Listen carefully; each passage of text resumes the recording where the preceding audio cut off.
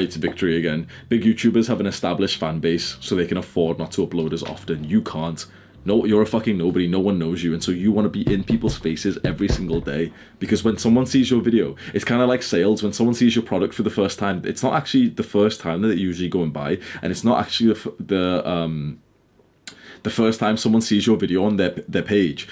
That's usually not when they get invested into your channel. It's because you start like deep throating the YouTube algorithm and you're dominating. They just keep on seeing your annoying ass face on their YouTube homepage. That's when they really like get into you. All the times people have spoken to me, they've always said the same thing, like, oh, you just kept on appearing on my homepage, and then that's when like I really noticed you.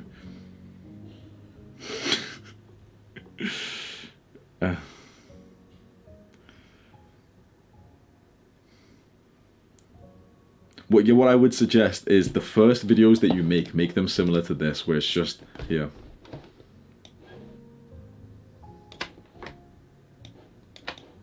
Fuck.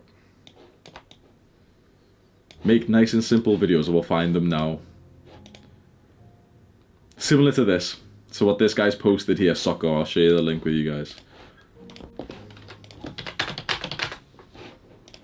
Sure, soccer. He's posted a 4-minute video, which is just extreme. It's just like, it's barely edited. I think there was like one cut that he made. So in this video, we're going to be talking about Hamza, and Hamza's wrong. So a lot of his advice is based around this constant conviction in what he's saying is right. And even in the video that he's made on his Unfiltered channel about make a YouTube video criticizing me, by doing that, what we're actually doing is feeding into his own reality.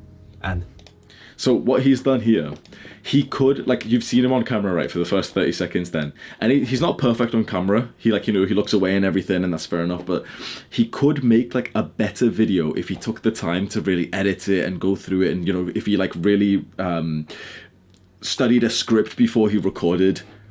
But then that would delay how frequent he can actually post his content, and that would slow his growth. So what he's actually done with a video like this, that it would actually work better for him to consistently post those kinds of videos.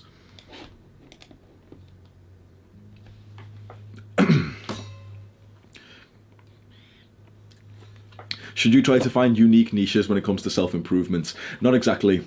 Your unique niche is the way that you go about self-improvement. That idea of, you know, like, focus on a niche, it doesn't really apply to us because the niche of self-improvement isn't exactly a niche in the first place. So the niche is, for example, it's someone who really gets into just fitness, or it's someone who really gets into teaching you about sleep. But we're people who like go through all of those topics. So the niche for us is literally just all niches. It's a bit weird, but the specific like selling point, like the niche for it is that it's your advice. You have to, like, one of the best things that you can do as an early creator is try to show off as much of your real, authentic, weird, spurgy personality as possible. And that's so difficult because you've never valued that part of yourself. You must understand that YouTube is such a viral, like, it is the, like, essentially it's like the most popular website in the world. Of course there's like this Google and stuff, but in terms of the ones like of like social media, it's YouTube. And every type of person goes onto YouTube.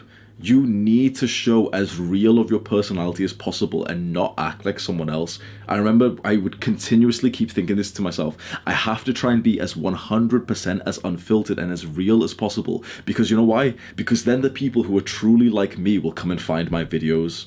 If you start acting like someone else, and you know, you can get inspiration, that's fine. But if you start acting like someone else, if you watch my videos and you start wanting to like talk like me and stuff, you'll attract some people, you'll attract some of my people, but you won't be able to keep it up. Best case scenario is that you act like literally exactly how like you normally do in front of the camera. So you can see that pretty much everyone we show, you can tell that they're not at that stage yet. You can tell that they still feel a little bit awkward. One of the practices you can do is turn the camera on, let it record, and literally just like fuck around for a few minutes, pretend it's not even recording. You know, like, I don't know if you guys do this, but just when you're by yourself, you're just making like weird fucking noises and you're just like mouth breathing, you're just fucking around doing some weird shit. Like, let that happen first, and obviously you can crop that bit out of the video. And then it's like, you're just kind of like loosened up, and that's what we need. We need that real authentic vibe. I started like actually gaining traction on YouTube, and I started like just doing weird shit. I was like punching the camera, I was swearing, I was just acting exactly how I was. videos. It's like the videos are targeted to that person and I'm giving value to that person, and therefore people are watching my videos for the value that they get. Whether it's entertainment or education or inspiration, there's always value that people want to get from your videos, otherwise they wouldn't watch them. And then the next question we have to answer in the strategy piece is, why would someone watch my videos rather than the other videos on this topic? Now, most niches that you might want to go into on YouTube are kind of crowded. These days, productivity, personal development, all of this kind of stuff, ridiculously crowded. And so you need a way of standing out in a crowded market.